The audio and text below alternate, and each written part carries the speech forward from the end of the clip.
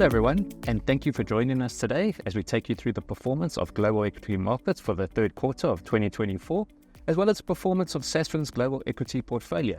And joining me today to help discuss what went on during the quarter is Craig Pheiffer. Craig? Hi. Hi there, Jonathan. Craig, I think the word boring would not describe what we just went through in the last quarter. So many things going on. Maybe you can just provide some color and pack all the events that we just went through.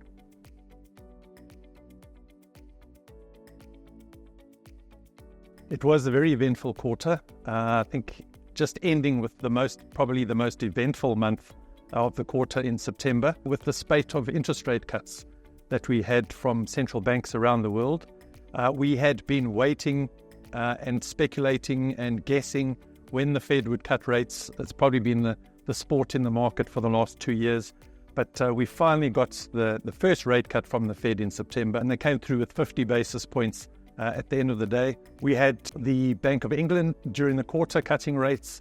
We had the ECB, they cut rates in June, they cut rates again in September, and then even our own Reserve Bank was cutting. So it was a general monetary policy easing month in September, and not to be outdone, finally the Chinese authorities also came to the party, and they came out with a number of measures to ease monetary policy, provide a bit more liquidity. Maybe the market didn't need a lot more liquidity, but I think the whole package of stimulus that they saw or brought to the market gave the market a real injection of excitement and exuberance. And we saw the Chinese equities, which have been decimated, really coming, shooting the lights out. And then, that spin-off for the rest of the global markets.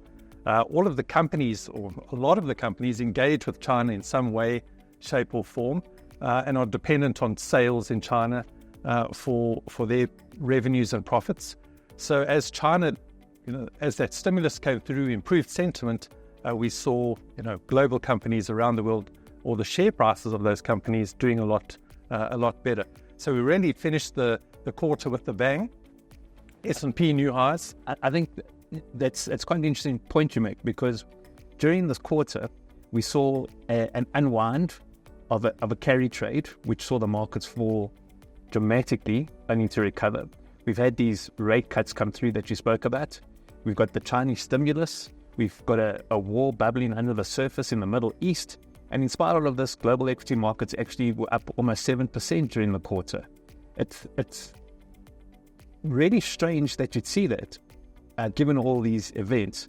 And what was really different as well about this quarter is what was driving the markets higher, because the past few quarters where the markets climbed higher and higher, been driven by these tech stocks, specifically the ones related to the AI theme.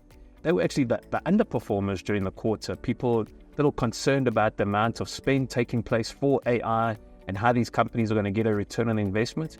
But now we're seeing these maybe unloved names getting a lot more attention. Maybe just touch on a few of those sectors.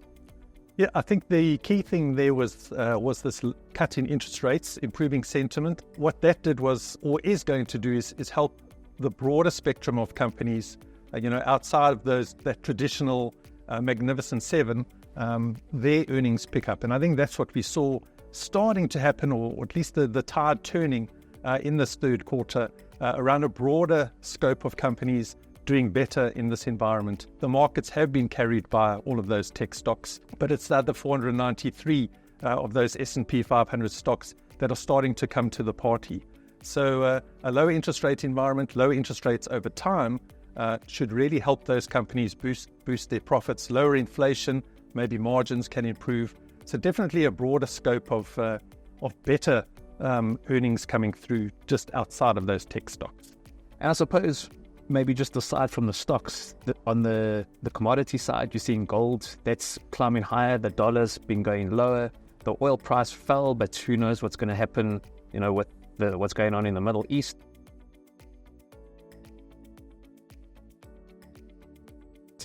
But maybe we can just segue into the portfolio itself and how that performed during the quarter. So this quarter, our streak of outperformance came to an end. We actually underperformed the benchmark. And I think a lot of that was down to the fact that a large portion of our portfolio consists of names that are in some way or another exposed to the AI theme, like NVIDIA, Microsoft, Amazon, Google. They all underperformed during the quarter. They did report some really good results, but the market's, again, more concerned about the spend taking place for AI. But maybe some of the names that actually did quite well, Home Depot, they did quite well. I don't know if you just want to touch on their performance. Home Depot is an example of maybe just our whole philosophy around the portfolio in building it out in quality growth stocks that we have. We have a 5-10 year horizon on or investment horizon on these stocks. And Home Depot went into a slump for a year, and there's a couple of stocks, Thermo Fisher, in terms of their results, they anticipate only 2025 really, start kicking back, getting over the COVID headache that we've seen. Maybe Home Depot as well had a boom time when people were their only focus was internal and looking after their homes, stuck at home, fix up the bathroom or whatever. And then, you got past that wave where we were all back to normal again, and those names became a little unloved. But I think now as we look at the economy over time picking up in this lower interest rate environment, people going out and looking to maybe fix up their homes a bit more. And names like that benefited. And I think it just also talks to, you mentioned that we have quite a tech focus. But we even have, if I look at the makeup of the portfolio, even healthcare is probably an even bigger exposure, or certainly one of our larger exposures as a sector. So we are well diversified. We did underperform in this quarter, but we're looking at a much longer term investment horizon. And because we have that diversification, I think we'll continue to do well over time with that diversification. But again, we pick these stocks from a bottom-up fundamental point of view. It just so happens that a lot of the growth stocks that fit our mold are in the IT space, but we have quite all those other stocks that we hope to benefit from over time. And not all the tech stocks underperformed. One of our holdings, Constellation Software, they had a very good quarter. And another name that's heavily exposed to the AI theme is Meta. They also had a really good quarter. Quite recently, they showcased basically a prototype of their version of augmented reality, a set of glasses, not so much a headset, but an actual set of glasses, no wires. Looks very exciting. I think the people at Apple definitely would have sat up in their chairs and taken notice, because this device could have the potential to disrupt the smartphone market down the line. We'll have to wait and see. But to a certain extent, it does, in one way or another, justify those billions of dollars they've been investing in the reality labs or augmented/virtual reality. So we'll have to wait and see, but very excited to see how that product evolves.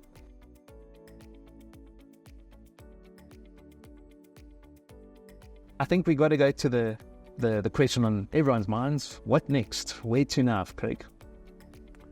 Well, I think we have entered now this environment of lower interest rates. So we've started, the Fed started the ball rolling, the ECB started a bit earlier, and we're going to see interest rates come down. So ultimately that should help grow local economies, but given that it's a worldwide phenomenon of lower interest rates, apart from one or two places, that should help boost profitability of companies. Inflation has sort of been tamed for now. We'll see what happens to the oil price over time. That should help improve margins. And there's still a good outlook for earnings growth over the next 2 years even. A broad base, as we talked about, growth in earnings, talking about the S&P 500 companies. So that should provide a good underpin to the market. Lower interest rates, lower discounting factors should help boost prices on their own. It's not going to be straight plain sailing, as we know, just from the evidence of this last quarter. But I think we're confident that the markets can still improve over the next year or two. We've seen 40-odd new all-time highs on the S&P 500 this year. We can't have a new all-time high every day or every week. But certainly over the longer term, we can still see some improvement. And I think the stocks that we've got in our portfolio, I think, set us up well for the future. I think that's a nice positive note to end on, Craig. Thank you for your time, and thank you for your time. We'll see you next quarter. Bye-bye.